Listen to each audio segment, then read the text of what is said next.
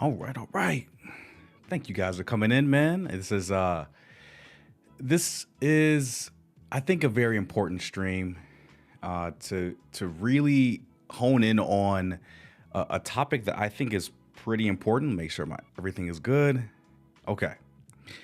Yeah, so I've honestly been wondering about a specific topic for a long time, and it just centers around being a digital nomad, right? And I always wonder if I'm fit to be a digital nomad, right? So I did a little bit of research and I was like, wait a minute, there are cons to being a digital nomad because we honestly think that we see all of this success on YouTube. We see people living their lives, living in Bali, Thailand, the Philippines, Mexico, anywhere in Latin America, Southeast Asia, places where the US dollar or that earned currency can stretch a little bit further in a different part of the world. So before we kind of dive in and the reasons why, let me just introduce myself. My name is Jay.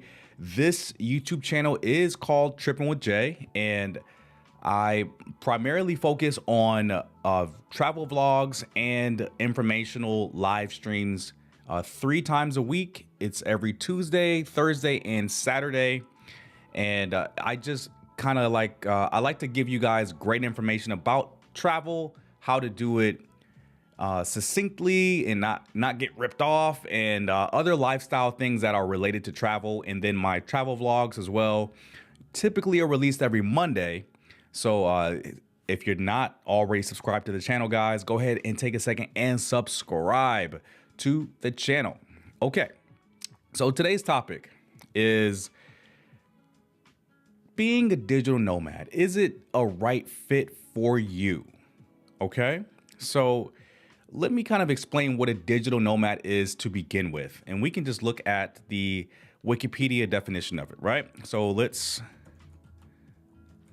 look it up right now.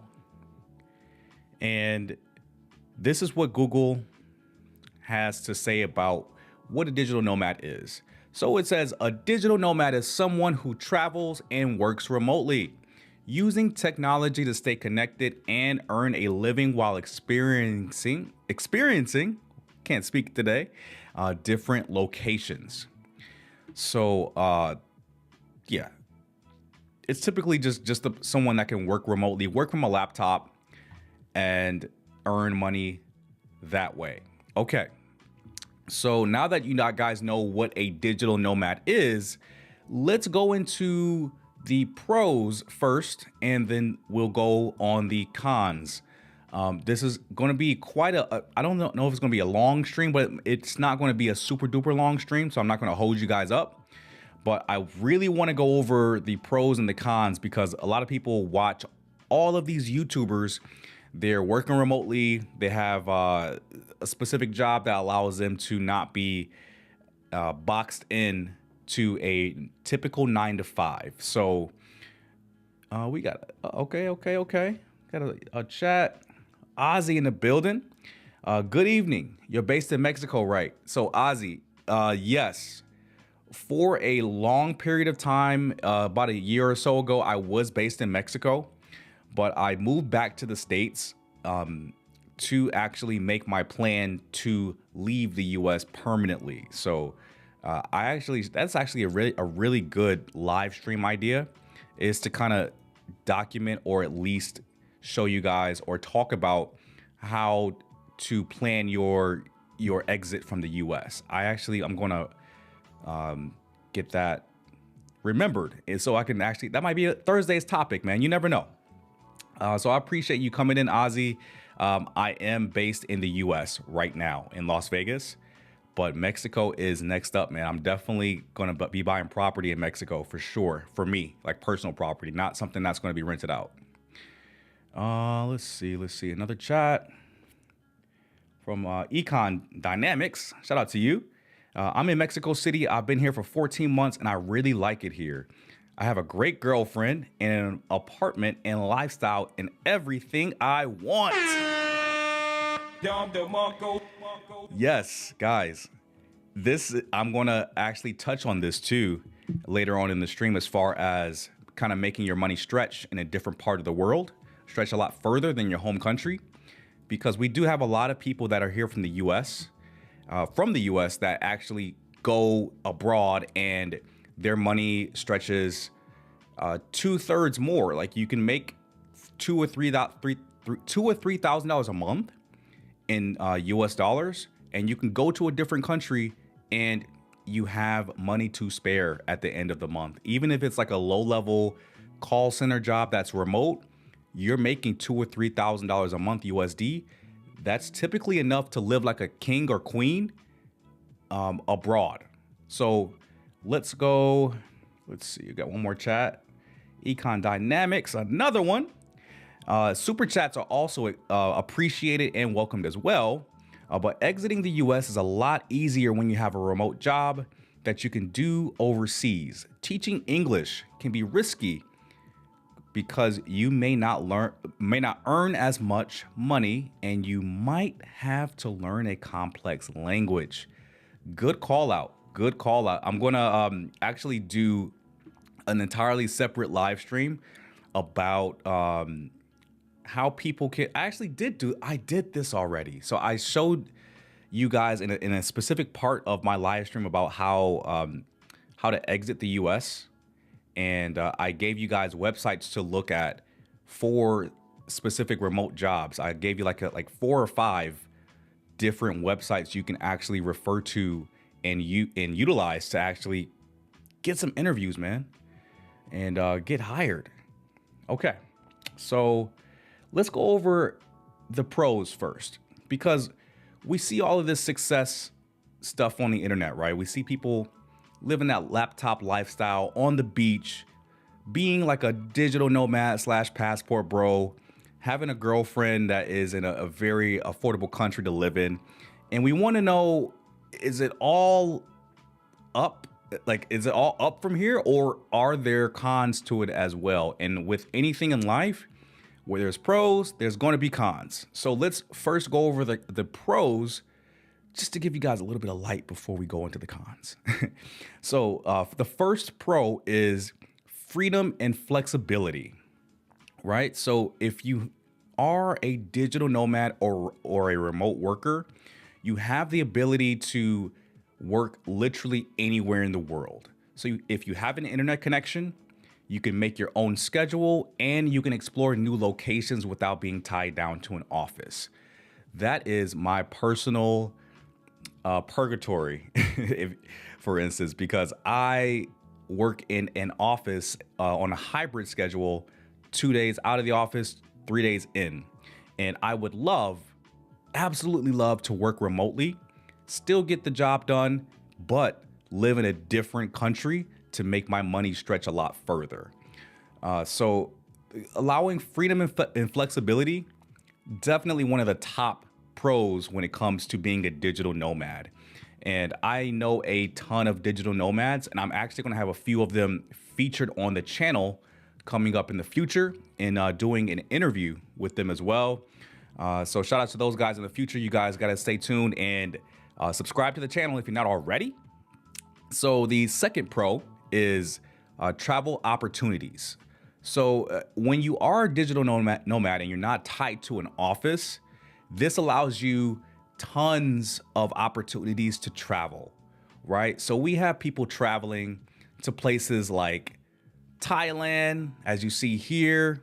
Beautiful, man. Thailand is one of the most beautiful countries in the entire world, besides some countries in Africa. But this scenery here, this is like a driving force. This keeps me motivated, knowing that there are places that look like this that I can actually go and visit and live in part-time, right? I can live here for like 2 or 3 months out of the year, go to a different city or a different country, and still get a really, really great lifestyle, man. So uh, the that's the second pro, which is the travel opportunities. You get to skip, hop to different countries, different cities, and you can stay as long as you want, as long as you have a stable internet connection, right? And so the third pro is probably the top, right? My favorite is the cost of living and controlling how much money that you actually spend. So, depending on how much money you actually make at your remote job, being a digital nomad, that's going to kind of dictate your lifestyle when you are traveling because you don't want to earn everything and then spend everything that you earn. You actually want to reduce your expenses as much as possible when you're abroad, especially, and you save or invest the rest of that money. So that is the smart thing to do. And if you're making, for instance, say $3,000 per month, you can spend 1,000 or less on rent, 1,000 on living expenses like food, going out, alcoholic beverages, and then you have 1,000 left over every month to save or invest. And this is a comparison to, of course, living in Southeast Asia, where things are a lot more affordable because typically, the local currency in Southeast Asia is going to be weaker against the US dollar. So with that money that you're saving, you can actually have an affordable, high quality lifestyle. And that's what I believe that everyone is chasing nowadays, is having a higher quality of life. So if you ever took that $3,000 that you're making in US dollars and you stayed in the US, rent nowadays, man, I'm going to tell you guys, rent is about $1,500 to $2,000 a month USD. And that is, of course, based on, it's unique based on your geographical location in the US. But out here on the West Coast, you're looking at $1,500 to even $3,000 a month. And if you're making $3,000 a month and you're spending $3K on living expenses, you have no money to save or invest in.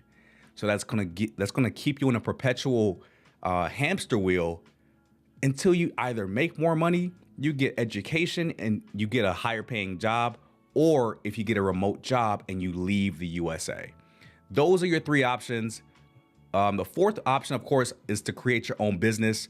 But I'm just speaking about the everyday person and what is obtainable by you and I, like the regular person. Looks like we got a chat here from Ozzy. If you live near the border, you can walk in the States and live in Mexico. Yes, bro. I'm so glad you're here in the video, man, because you're really dropping some gems, because there are a lot of people that actually do that. They would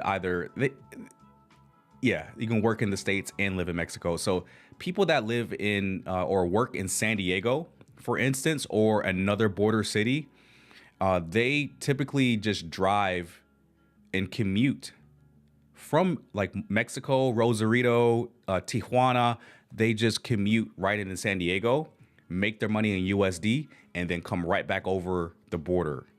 And that is another cheat code too. If you don't want to be too far from friends and family in the US, you could live in a border town in Mexico, and you can have your work in the office in San Diego, right? If you have a hybrid schedule, for instance, live in Rosarito, live in Tijuana, and when you need to go into the office, you just hop right over the border to San Diego and come back. So that's another good thing to note. So I appreciate that, Ozzy, for real. Thank you so much. And with the cost of living, man, you just have you have a much more stable lifestyle, right? So if you're going to be living outside of the US, why not live in a beautiful landscape like we're looking at right now from Thailand? Thailand's one of the hot spots right now. Like everybody's going to Thailand, visiting Thailand, living in Thailand. But there are a lot more places that may be a better fit for you. And how else will you know if a place is a great fit for you if you don't go and visit and or give it a trial run of living in a particular country or city for like a month, maybe 2 months? And they typically offer discounts on Airbnb for people that stay long term in some of these rentals. So that's another cheat code is if you are staying somewhere and you're a digital nomad, try to stay at least like a month so your Airbnb is actually cheaper because of a monthly discount. Okay, so the second to last pro that I have listed here is just your own personal growth. Okay, so as a frequent traveler nowadays, my mind has honestly been opened to a lot more experiences nowadays because when I travel to different countries, I'm in a foreign land. They don't speak the same language as I speak, and the people look totally different, right? So it opens up your worldview and it makes it much more broad because you are in a new environment and you are experiencing different challenges because there are a lot of differences between the US and basically every country around the world. I'll use Mexico as an example. So renting out an apartment here in the USA, you have a contract, you sign it, you give them your deposit or what have you, and then boom, you get keys, move in. Mexico is a little different, right? So they ask first month's rent, last month's rent, and and sometimes they can ask for a guarantor in Mexico for apartments just in case you don't pay. And that is typically something not really done in the US. So you have to be very wary of that. And there are a lot of special rules in Mexico depending on your landlord. So everything is landlord dependent in Mexico. So you got to make sure you build those connections on your visits to Mexico and back. So when you do actually want to plan your move, you can just call up your buddy, call up your friend, ask them like, hey, do you guys know a great real estate agent or a landlord that has a place for rent that you trust? And once you establish that connection, go ahead and move because it's all gravy from there. So we got a couple of chats here. Before we hit the last pro, let's look at these chats. Ecom Dynamics. Thailand seems great, but super far from the USA and not in the US time zone. I'm so glad you said that, man. So the reason why a lot of digital nomads choose Latin America is because of what Ecom Dynamics said there, the time zone, right? So typically, if you are working like a customer focused job that is remote from the US, you're going to typically have to work in a specific US time zone. So if you want to stay in that same time zone, you have to move to a country that is within those time zones, if not plus or minus 1 or 2 hours, right? Because there are places in east part of Brazil that is 1 to 2 hours ahead of Eastern Standard Time because Brazil is a hot spot as well. Yeah, the time zone is super important because if you're working in Thailand, for instance, you're going to be working on a crazy schedule. You're literally going to be from like 2 in the morning. What is it? 9 to 5. So it's roughly 12-hour difference. So you're going to be working from 9 p.m. to 5 a.m., which is absolutely insane. If you're going to be in Thailand, that's going to not really give you a whole bunch of a work-life balance because you're going to have that U.S. schedule in a country that is damn near 12-hour difference. So you have to think about your location and your job. And depending on what your job is, you can modify your own schedule. Or if your schedule is like set, I would honestly consider Latin America, bro. Latin America is probably your better option if you cannot change your time zone for your job. I had Thailand as my backup if Mexico didn't work. Yes. Ecom Dynamics. Yeah, if you have a flexible schedule, Thailand and Mexico, good places to go. Brazil, Panama as well. Panama is actually the richest country in Central America. A lot of people overlook Peru as well. Peru is a really, really nice city to be in. Terrific food and very nice people as well. And I think there's one more country that I keep forgetting. Let me look at a map real quick, man. Let me look at a map. Because we can go on for days, man, especially in Latin America and Southeast Asia. And I still have to do that live stream of which region is better to travel to, Southeast Asia or Latin America. Okay. So we mentioned Mexico. Panama is great, in my opinion, guys, to relocate to because of the use of the American dollar, and you get an automatic 6-month visa if you were to go here and you want to work, right? So they have cities like, of course, Panama City, Boquete. I believe I spoke about this city in a prior live stream, and David. David is another retirement hotspot as well. So you may see some older Americans in David. And yeah, so there are a lot of advantages there too. And they offer great, not citizenship, but residency options as well. I know that a lot of other countries are getting better with their residencies. Like Thailand has a digital, the DTV visa. So the digital nomad visa, kind of. And the country that is it Uruguay? It's either Uruguay or Paraguay, whichever one has the most stable economy. I forgot which one, but it's one of those. That's another hotspot that I know a few digital nomads from that I've met in Mexico that they relocated to. So let's go to the final pro, and then we'll get to the cons. So the final pro is work-life balance potential.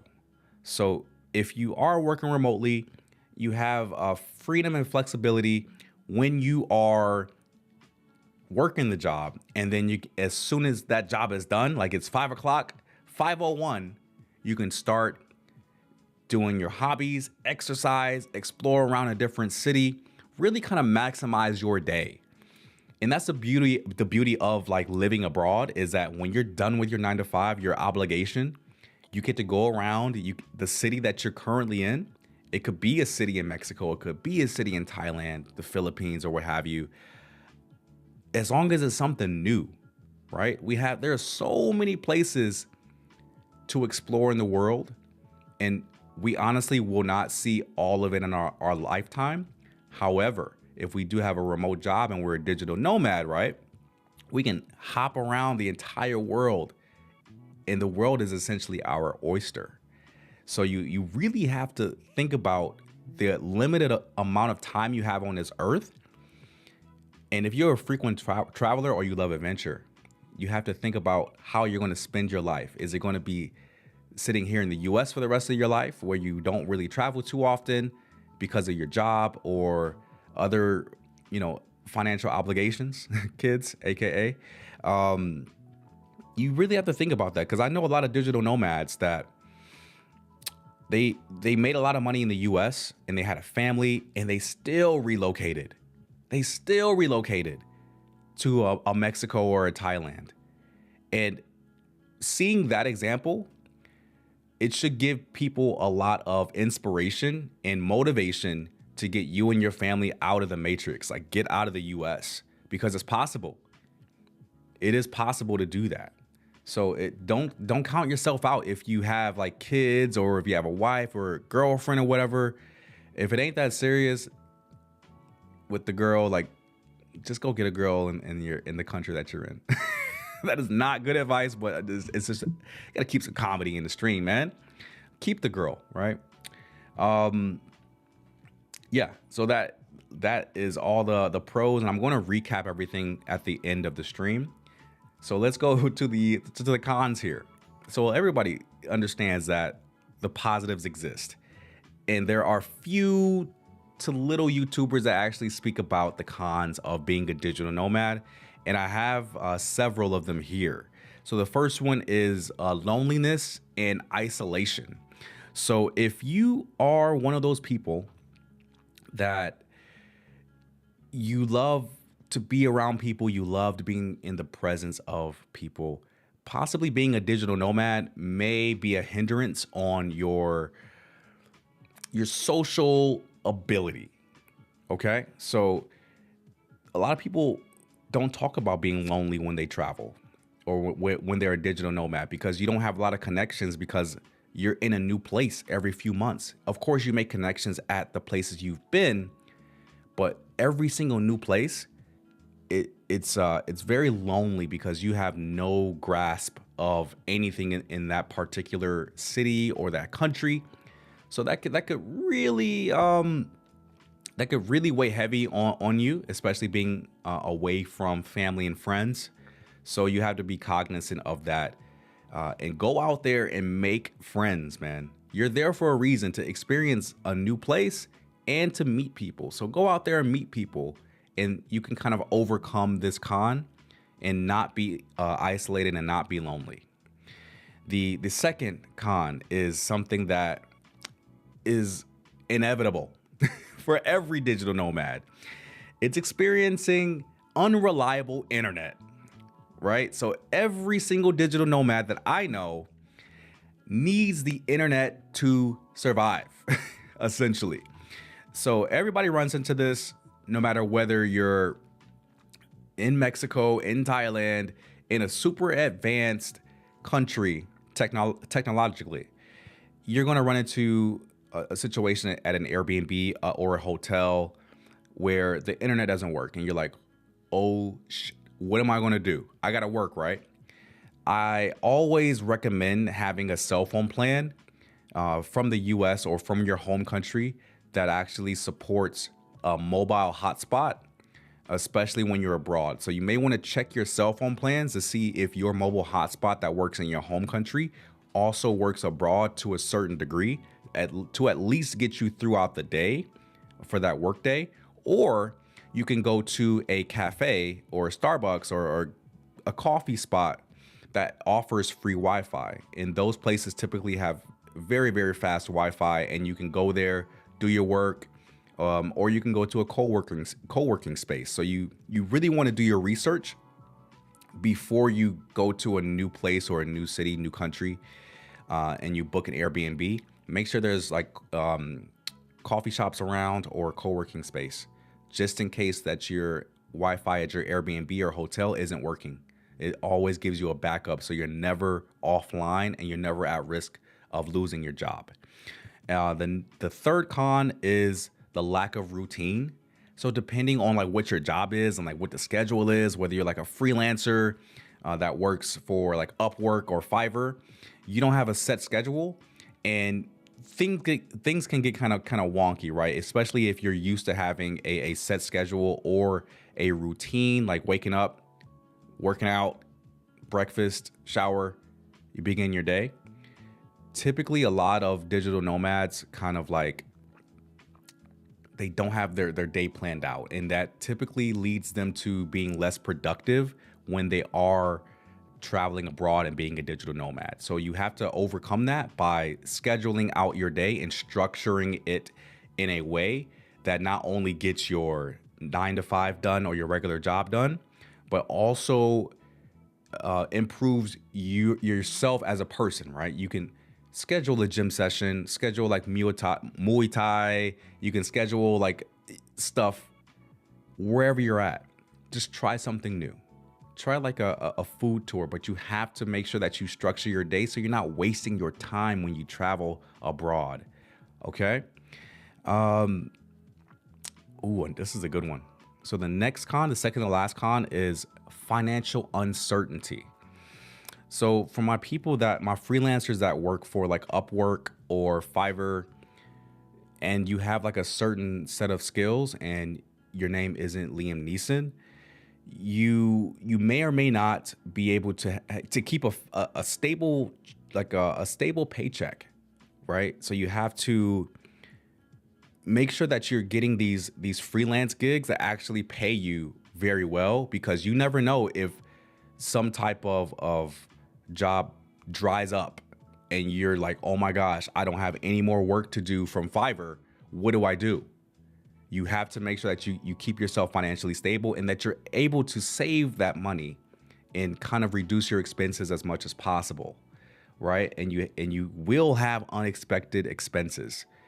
So let's go to this chat here.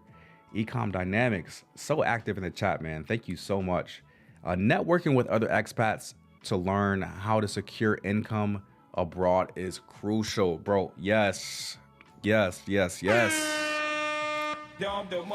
Yeah. So that is a super important mention as well. Networking and just meeting new people slash networking, and also maintaining those relationships. So what I typically do when I do meet somebody new that I kind of like see that, hey, this person may be a great point of contact for the future. I typically not only get their phone number, of course, and hit up their WhatsApp.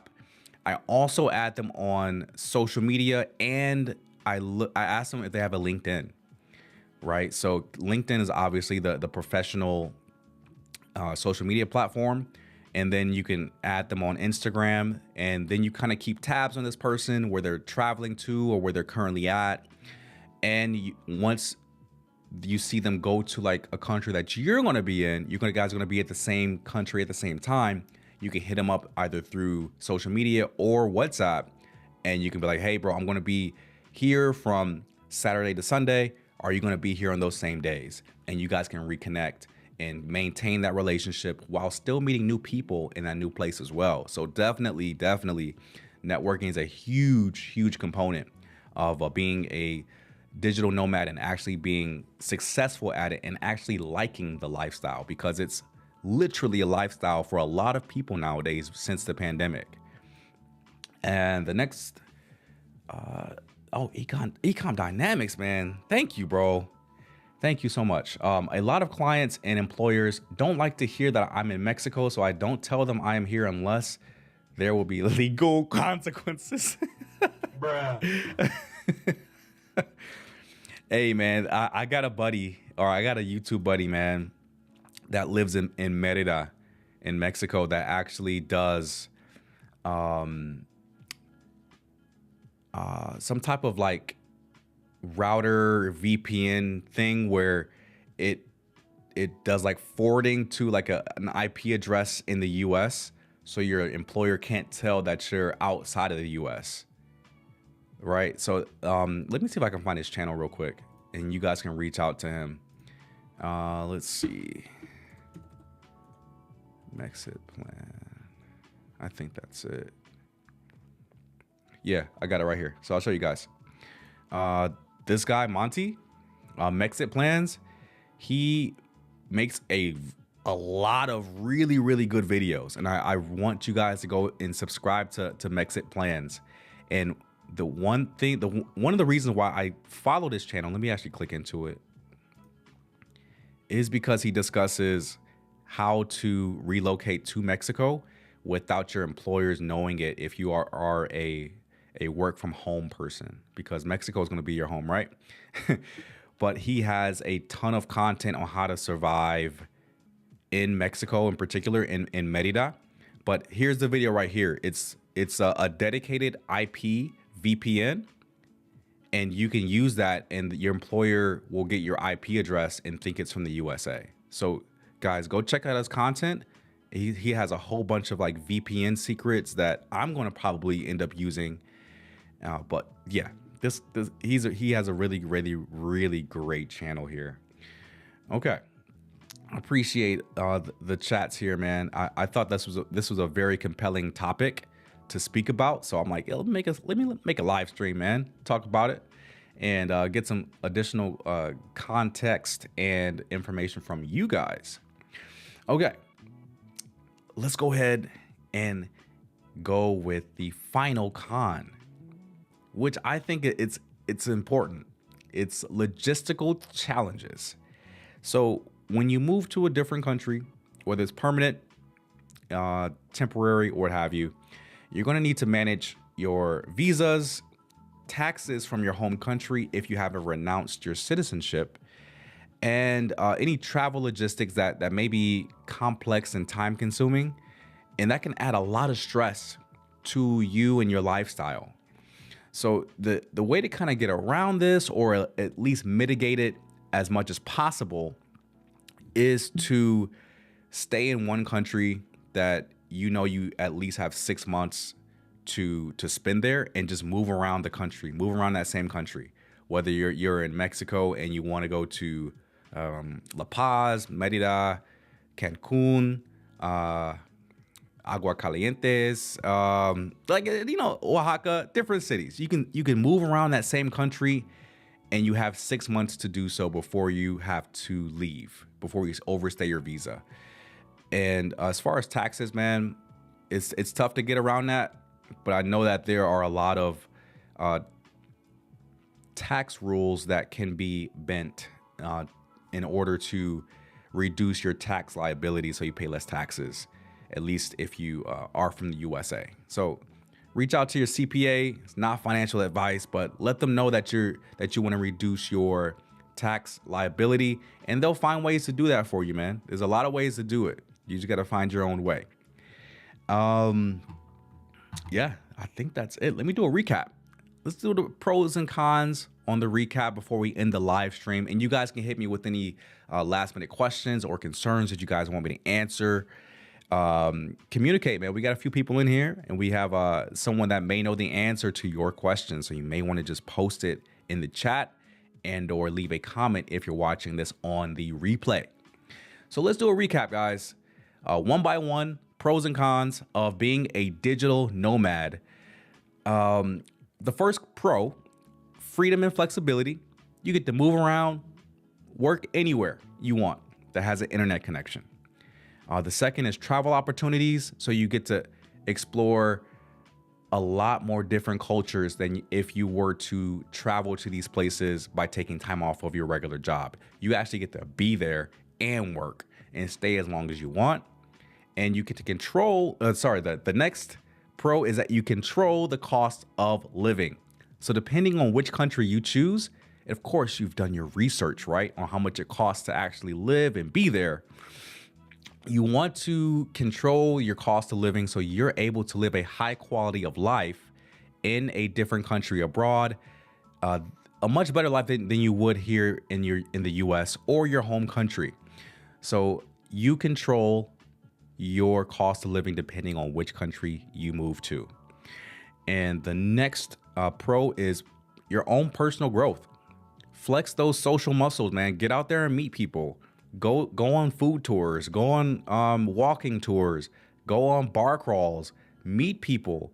The people at these places, they may live there or they may be visitors, or you can even socialize with the organizers or hosts of these tours, and they can become your personal friends if you happen to live there. Also, I would say join Facebook groups for a particular city or country that you're going to be going to. If you're going to be visiting, or if you are already in that place, you may want to look at the Facebook group for the place you're already in. The last pro is your work-life balance. So typically working as a digital nomad allows you to have substantially more of a work-life balance, because once you're done with your regular work, you can go out and explore, have the time of your life, man. Have a margarita, some tacos, and chill. And let's do a recap of the cons. So the recap of the cons, the first one is loneliness and isolation. And this is important because you do not want to be lonely or isolated when you are a digital nomad. You need to be out there making friends, making connections with people. It's super important, because if you happen to feel that loneliness and isolation kind of sitting in, you're going to be like, maybe this life isn't for me. Maybe I shouldn't be a digital nomad. Maybe I should just go back to the US and struggle and continue to struggle. Why not move abroad and thrive, right? Unreliable internet is the next one. It's happened to all of us. We're at a hotel, an Airbnb that has very unreliable internet, if not slow or non-existent speeds, or the latency is very high. And a lot of these remote jobs require a internet connection of at least 10 to 25 megabits per second. And there are some places in the world that have very slow internet connections based on how remote it may be. If you're going to be setting up shop for a while in like a super remote island, I would say look into getting Starlink, which is satellite-based internet by someone that's very hated right now, but the service works, bro. Get the look up Starlink and if you're looking to set up shop somewhere remote for a long time, and you can turn on and off the service so you can have reliable internet even when the primary internet goes down where you're at. The third con is lack of a routine. Then again, I told you guys how to mitigate that. Just plan out your day, right? You can use your phone. You have a free calendar app on your phone and just schedule out your day. Go to the gym. Keep yourself in shape. Go out there and make some friends, man. Easy way to overcome that. Financial uncertainty. My freelancers especially, it's tough, especially when certain jobs kind of dry up. It could be really tough. So you have to financially prepare yourself. You have to set some money aside for rainy day fund, right? An emergency fund has to be had, even if you live abroad in a very affordable country, because you never know what can happen, man. So make sure when the money's really good, make sure you set a portion of that to the side just in case things don't work out in the future or moving ahead, because you don't want to be forced to move back to the US to get a regular job. You want that to be your choice. And the last con that we're recapping is logistical challenges. So like visas, paying taxes. This can add a lot of stress to your life, especially if you don't live in the US for too long out of the year. You don't want to pay taxes to a country that you don't even live in like full time at all. So, there are ways around that. Contact your CPA or your tax professional. They can find ways for you. And visas, you may have to do some visa runs depending on the country that you're in. Simple facts, man. But that's it, man. I really wanted to make this stream kind of short, concise, sweet, kind of entertaining. Hopefully this is entertaining for you guys. Is this entertainment? I don't know. Okay. I believe that's going to be it, guys. Any last minute questions, concerns, anything y'all want to ask me, man? Because I'm about to end the stream. And I got to think about a stream for Thursday for you guys as well. I think I have it, but yeah, I guess that's going to be it, man. I appreciate you guys coming in. Shout out to the people in the chat. I'm actually shout you guys out. Ozzy and Ecom Dynamics. A Dom DeMarco for y'all, man, before we end. Thank you guys for being Thank you guys for participating in the chat, man. It's very, very much appreciated, and it helps engagement with the channel as well. The more chats you send in, the more likes on the video. Like the video, by the way. The more likes and chats you guys send me on the channel, it pushes up this video in the algorithm, so it gets out to more people. This information can be pushed out to more people, and you can help people stop watching mindless entertainment on YouTube and actually learn something. So great stream, good info. Hey, I appreciate it, Ozzy. Ecom Dynamics, thank you, bro. Thank you. I don't know if you're a bro, but thank you, Ecom Dynamics. But I appreciate you guys tuning in. My name is Jay. Once again, you've been tripping with Jay. Make sure you subscribe to the channel. Got some more vlogs coming from Brazil and Hawaii, and I'm making some more travel content coming up. You guys got to stay tuned and be subscribed to find out. I'll see you guys on Thursday.